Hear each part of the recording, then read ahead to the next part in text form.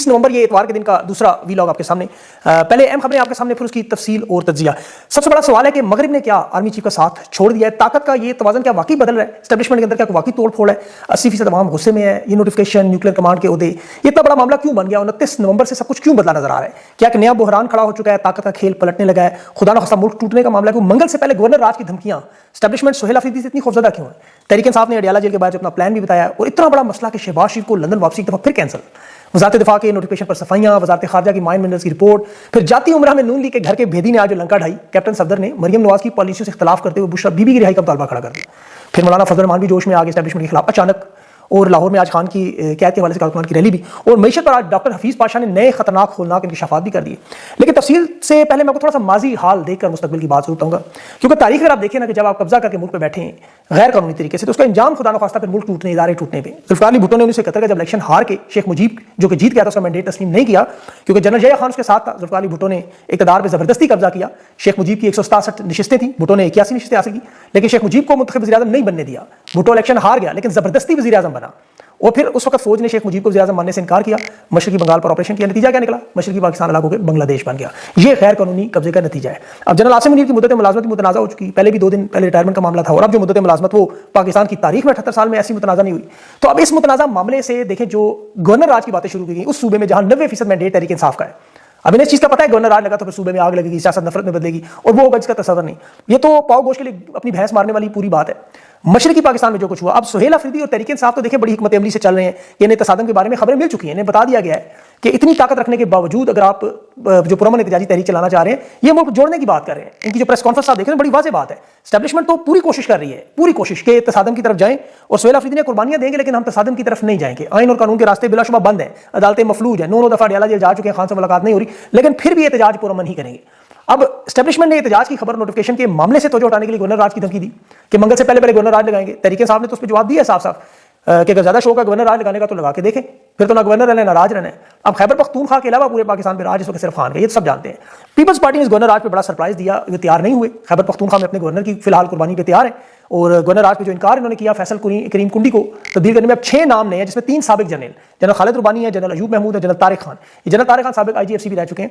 अब peoples party को तो देखिए यहाँ तक ऑफर की गई कामरान टिसूरी को सिंध के गवर्नर से हटा के आप पीपल्स पार्टी के गवर्नर लगा दें और खैबर पख्तूनख्वा में हमारी मदद करें, लेकिन अभी तक जो मेरे पास इत्तलात है पीपल्स पार्टी इस पर तैयार नहीं है।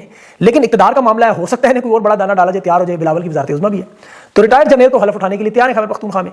और अभी हुकूमत ने 43 अरब की, एस्टेब्लिशमेंट ने 43 अरब की नई हड्डी भी डाली है। ये जो IMF के पैसे मिले हैं उसमें जहां जहां नून लीग के लोग हैं उन्हें 43 अरब के फंड्स की मंजूरी भी इसलिए दी गई, और 54% हिस्सा यानी 23 अरब तो पंजाब को बराह रास्त दे दिए कि IMF के इख्तियार जो तरक्याती फंड है इस्तेमाल करें। हालांकि IF ने बड़ी सख्त किस्म की इस पर तनकीद की कि शफाफियत नहीं है, मारधाड़ हो रही है, 5.3 खरब की करप्शन के पहले इल्जाम है। एस्टेब्लिशमेंट ने जो फिलहाल नोटिफिकेशन न होने की वजह से आंखें बंद की हुई हैं, और उस पर तो देखिए खान का बड़ा सादा सा बयान था SIFC जब ये बना रहे थे कि ये गैर आईनी इदारा है, नहीं चल सकता। IMF ने भी अपनी रिपोर्ट में फिर खुल के वही बात बताई कि 2023 में इसीलिए इन्होंने SIFC पे तमाम लोगों को इस्तिस्ना दिया था कि इसके अरकान के खिलाफ कोई गलती, बदइंतजामी या गफलत पर मुकदमा नहीं बने, कोई कानूनी कार्रवाई हर्जाना नहीं होगा। ये इसका आर्टिकल 10 इन्होंने शामिल किया था, ताकत दी थी, वो इसीलिए दी थी, तायात इस्तिस्ना इसलिए दिया जाता है। 5.3 खरब की करप्शन है, ये ज़हन में रखें। अब इस वक्त इन हालात में जो सबसे बड़ी ताज़ा तरीन खबर वो एस्टेब्लिशमेंट की तरफ ये फैसला कि शहबाज शरीफ से जान छुड़ाई जाए और सदर ममलकत की तैयारी की जाए।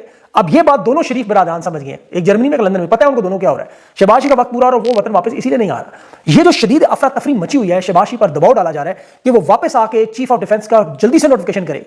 अब इसमें गड़बड़ होगी कि शहबाज की कमर में अचानक दर्द निकल आया, बड़ा शदीद दर्द। उसने कहा मैं तो नहीं आ सकता नोटिफिकेशन का दिन। अब कल एक दिन 1 बजे उसकी आने की इंतजार है, और बड़ी बेताबी से इंतजार है। यहां तक मेरे ख्याल में अगर खुद ना आए तो बांध के भी ले आएंगे, वो तो आपको पता है करवाना ताकत के जरिए जो चाहे करवा सकते हैं। हालात लेकिन इतने खराब है कि हर लम्हा एस्टेब्लिशमेंट के लिए भारी पड़ा, हर लम्हा। नोटिफिकेशन जारी ना होने पर छोटे मियाँ जर्मनी और लंदन और बड़े मियाँ जर्मनी जो भागे, हालात असल में खराब कहाँ हुए, जहां इन्होंने नवाज शरीफ गलती से सादा अक्सरियत दे दी। वो बंदा जो 5 दफा आर्मी चीफ से लड़ चुका है, पहले उन्होंने अफसार आलम को मैदान में छोड़ा कि फौज के खिलाफ मुहिम चलाओ, और उसने वो बड़ी खबरें दी कि फौज से फरमाइशें पूरी करते करते कमर टूट गई नून लीग की। फिर आगे से उनका भी जवाब आया कि ये तो सारे के सारे कर रही है, इनकी गैर आईनी है। फिर मामला वहां से खामोशी हुई। नवाज शरीफ ने जो बयान दिया ना, खान के लाने वालों का एहतसाब करेंगे। एक तो अवाम है जिसकी हड्डियों से गोदा ये निकाल रहे हैं, एहतसाब कर रहे हैं अवाम का, कोई खान को लाइए।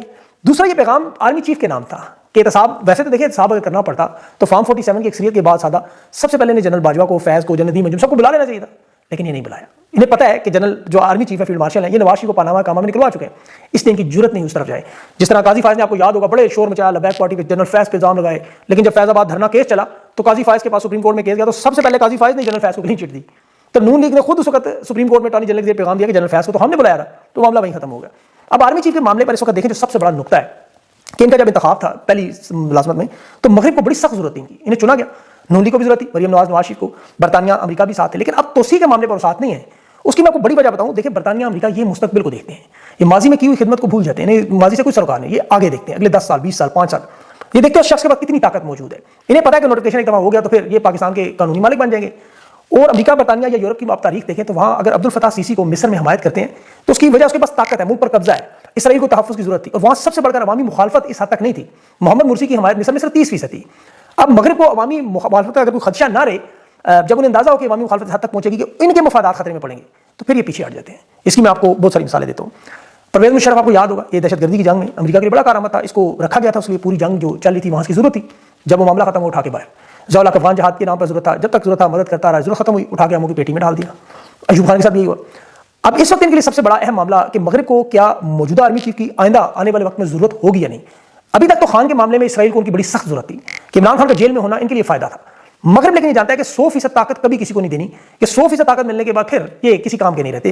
वो ज़ियाउल हक हो, मुशर्रफ हो, अयूब खान हो, ये पूरी तारीख में, बल्कि इनके अलावा छोड़े इन्हें सद्दाम हुसैन, अमेरिका, बरतानिया, यूरोप का ईरान के मामले में जंग में मुकम्मल इन्होंने मदद की, लेकिन वो जब अवाम में गैर मकबूल हुआ, मईशत तबाह हुई, तो फिर मगरिब ने कंट्रोल खो दिया। फिर अचानक इंसानी हकूक़ की खिलाफ वर्जियाँ मीडिया में आई और 2003 में अमेरिका ने उसकी हुकूमत उखाड़ फेंकी, क्योंकि ये अवाम की नज़र में लेजेंड बनने की बजाय खतरा बन गया।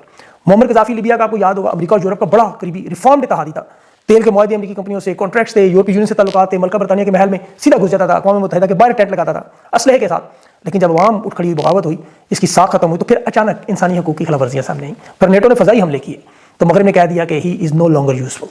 स्पेन में जनरल फ्रांको को देखें, फैशिस्ट था, हिटलर मसलूनी का इत्तेहादी था, अमेरिका बरतानिया का लड़ना था, लेकिन वहाँ भी जब अवाम 1970 में खड़ी हुई, मुआशी बहरान शुरू हुआ, हड़तालें हुई, तो इसी यूरोपीय यूनियन ने पैगाम भेजा कि जमहूरियत लाओ वरना स्पेन को आलमी निज़ाम से हम काट देंगे। फिर फ्रांको अचानक मारा गया। चिली को देखें, वहाँ जनरल पिनोशे था, अमेरिका की मदद से, वो भी एंटी कम्युनिस्ट था, चिली की अवाम ने बगावत की और वहाँ भी इंसानी हकूक़ की रिपोर्ट्स आई, ये हमेशा आती हैं। और 90 में पिनोशे को वापस बैरक्स में जाना पड़ा, इंटरनेशनल वारंट भी जारी हुए। ट्यूनिस में ज़ैनुल आबिदीन के साथ ये हुआ। फ्रांस यूरोप का बहुत बड़ा स्टार था, अरब स्प्रिंग थी, फ्रांस ने मदद रोक दी, उसके बाद जब अवाम खड़ी हुई, यूरोप ने मदद छोड़ दी और ज़ैनुल आबिदीन को भागना पड़ा।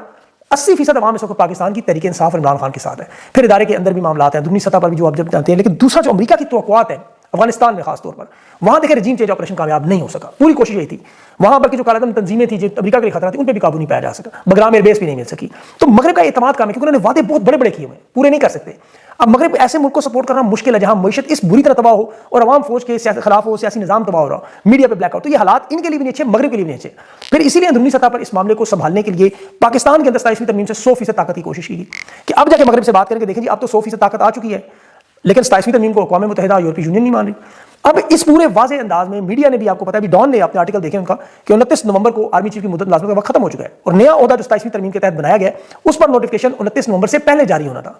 अब फील्ड मार्शल की 3 साल मुद्दत जो पूरी हो चुकी है, आर्मी एक्ट में तरमीम की गई, 3 से 5 साल की मुद्दत बढ़ाई गई, लेकिन कोई नया नोटिफिकेशन नहीं है। अब CDF एक नया होता है, चीफ डिफेंस, उसके लिए अलग बाज़ाब्ता नोटिफिकेशन जरूरी है। और जो अस्करी ज़राइन के खुद कह रहे हैं हमें कि खुलेआम नोटिफिकेशन जारी करना जो वो लाजमी है, जैसे फ़ज़ाइया या ISI के सरबराहान का आपको पता तोसी दी जाती है। अब यहाँ 5 साल मुद्दत जो है, सवाल यह है कि किस तारीख से शुरू होगी, नवंबर 2022 से या नवंबर 2025 से।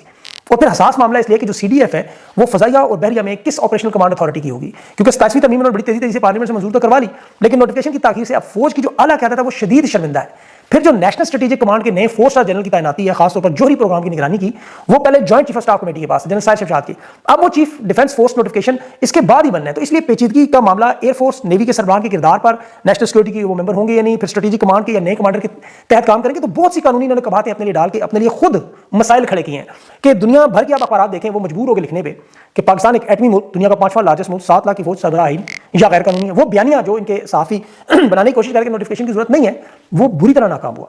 और ये उसी तरह साइफर का मामला आपको याद होगा, उस वक्त एस्टेब्लिशमेंट, हुकूमत, अस्करी सहाफ़ी क्या कहते थे आपको कंफ्यूज करने के लिए कि जी साइफर तो कोई चीज़ ही नहीं, ये तो इमरान खान का पॉलिटिकल ड्रामा है, साइफर का तो रंग ही पीला नहीं होता, सफ़ेद होता है, साइफर का कोड कैसे पता चलता है, ये मुल्की राज है, अब हमें कोई साइफर नहीं भेजा करेगा। या आपको याद होंगे सारे, जब अदालत में गए तो एक एक झूठ बेनकाब हुआ। 2 दफ़ा कौमी सलामती की कमेटी की मीटिंग में, एक दफ़ा अमरीकी सफीर को डिमार्च किया और बाद में भी राना सनाउल्लाह कहता है वो साइफर गुम हो गया, इमरान खान ले गया, फिर कहते मिल गया, फिर मिलिट्री से। मतलब इनके तमाम बयानियों को आप देखें तो सारा झूठ जिस वक्त भी चल, आर्मी चीफ की तैनाती, मुद्दत मुलाजमत, एक्सटेंशन, पार्लियामेंट आइन की तरफ, ये सारे का सारा जो मामला है, देखिए इसकी तशरीह करना नोटिफिकेशन के जरिए हुक्मनामे की बहुत अहम है। जैसे अदालत एक हुक्म दे देती है, उसके बाद आप देखिए तफसीली फैसला आता है। अब उसमें आप देखें तफसीली फैसले से आपको पता चलता है पाकिस्तान में इस वक्त आर्मी चीफ की तैनाती जो है वो क्यों गैर कानूनी हो चुकी है। आप मिसाल के तौर पर इलेक्शन लड़ते हैं, इलेक्शन में आप जीत जाते हैं, आपको वोट मिल जाते हैं, आपके पास रिजल्ट आ जाता है, फॉर्म 45 मिल जाता है, लेकिन इलेक्शन कमीशन ने फॉर्म 47 रखा हुआ है और सरकारी नोटिफिकेशन जब तक ना जारी करें, बंदा बेशक है मैं जीत गया लेकिन पार्लियामेंट का मेंबर नहीं बन सकता क्योंकि नोटिफिकेशन नहीं आया। तो इलेक्शन तो आप जीत गए हैं, नोटिफिकेशन वगैरह आप पार्लियामेंट के अंदर नहीं जा सकते। तो यही हाल इनका भी है। अब नून लीग की क़यादत हो, अस्करी के सहाफ़ी हो, ये जो ख्वाजा आसिफ से ट्वीट्स करवा रहे हैं, कल DGISPR कह रहे थे कि नोटिफिकेशन की कोई जरूरत नहीं है, आज ख्वाजा आसिफ कह रहे हैं कि नोटिफिकेशन जारी करेंगे। मतलब खौफ देखें ना, मियाँ साहब जर्मनी और लंदन पहुंचे हुए हैं, काम इन्हें इसी तनख्वाह पे करना होगा, इसमें कोई दो राय नहीं, लेकिन फटा पड़ गया, ये याद रखें। और इन्हें पता है कि एक्सटेंशन के बाद इनका क्या हाल होना है। ये ख्वाजा आसिफ जितने मर्जी बयान दें, ये गैर जरूरी बहस है, अगर इतनी गैर जरूरी है तो आर्मी चीफ का नाम उस ट्वीट में लिख देता कि जी आर्मी चीफ अपना काम जारी रखेंगे, चीफ ऑफ डिफेंस का नोटिफिकेशन इशू हो चुका है, वो हम सरकारी तकरीब कर, लेकिन ऐसा नहीं हुआ। और ये मामला इन्होंने खुद खड़ा किया है। मतलब मैं पहले भी कह चुका हूं, 2 लाइनों का एक कागज जारी करना कोई मुश्किल काम नहीं। इनके लिए जो सबसे बड़ा मसला बना हुआ है वो नेशनल कमांड अथॉरिटी है। आप उसके अगर चेयरमैन के तौर पर देखें, जिसको वज़ीर-ए-आज़म के अंडर है, उसके मेंबरान में chairman joint chief of staff committee भी शामिल है। उसके बाद फिर आर्मी चीफ है, नेवल चीफ है, एयर चीफ है, वज़ीर दाखिला, खजाना, दिफा और खारजा सारे हैं। अब इस कमेटी में chairman joint chief of staff का ओहदा खत्म हो चुका है, जनरल साहिर वाला। अब उस कमेटी की क्या शक्ल होगी, वो क्या कानून बनेगा? तो इतने ज्यादा सवाल और कानूनी कदम है कि हुकूमत ने जानते बूझते हुए मसला खड़ा किया है। अब ताकत के जोर पर तो रियासत खड़ी है, आपको पता है, चारों सतून जो रियासत के कहा जाते हैं वो तो बाकायदा से बंदूक की नली पे खड़े हुए हैं। उसमें सुप्रीम कोर्ट हो, पार्लियामेंट हो, मीडिया के नाम पे 48 चैनल भी बाजार मौजूद है, ये सारे खोखले सतून है, पीछे इनके बंदूक की नली है।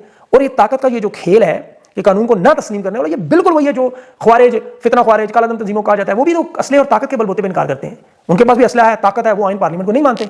यहाँ भी यही आइन के साथ हो रहा है। और खुद आइन शिकनी करने वाले फिर दूसरों को गद्दारी के सर्टिफिकेट भी ऐसे मुफ्त में बांटते हैं। नतीजा क्या निकलता है, जो डॉक्टर रफीक शेख ने कह दिया, 18 लाख नौजवान मजीद बेरोजगार हो गए, रोजाना की बुनियादों पर बेरोजगारी में इजाफा हो रहा है। 21 साल पहले का रिकॉर्ड टूट चुका है। और ये जो वजीर खजाना ने आज मिनरल की नई फकी देने की कोशिश की कि अमेरिकी बैंक से बड़े बड़े प्रोजेक्ट, कर्ज और गारंटियां मिल गए हैं, अब मादनियात बेच देंगे, रिपोर्ट दे देंगे, करोड़ों डॉलर वहां से आ जाएंगे, अरबों डॉलर वहां से आ जाएंगे, खरबों वहां से आ जाएंगे, आलमी कंपनियां सरमायाकारी के लिए आ जाएंगी, अरबों डॉलर, मतलब वही मंजन, बार बार वही मंजन, एक ही नुस्खा, एक ही। हालात बेहतर नहीं है, मजीद तबाह बर्बाद हो रहे हैं। इन्हें अल्लाह करे अकल आ जाए और ये आसान हाल साबिर शाकिर ने होता है, 5 बड़े काबिल लोगों में से एक को अहल करके आप अपनी जान छुड़ाएं, आप अपना कोई काम करें, किताब लिखें। जनरल साहिर शमशाद देखें, अपने प्राइवेट जेट में मजहर बरलास ने बताया कि वो पहले कतर गए, फिर वहां से अपने आबाई वतन कनाडा चले गए। आप भी इस तरह को ढूंढ लें, जान छोड़े इस मुल्क की भी, लोगों की भी, सारा मामला हल हो, इस पूरे बुहरान से निकले दुनिया। बहरहाल अल्लाह करे इनको अकल आ जाए। अपना ख्याल रखें, मुझे इजाजत दें, अल्लाह हाफिज़।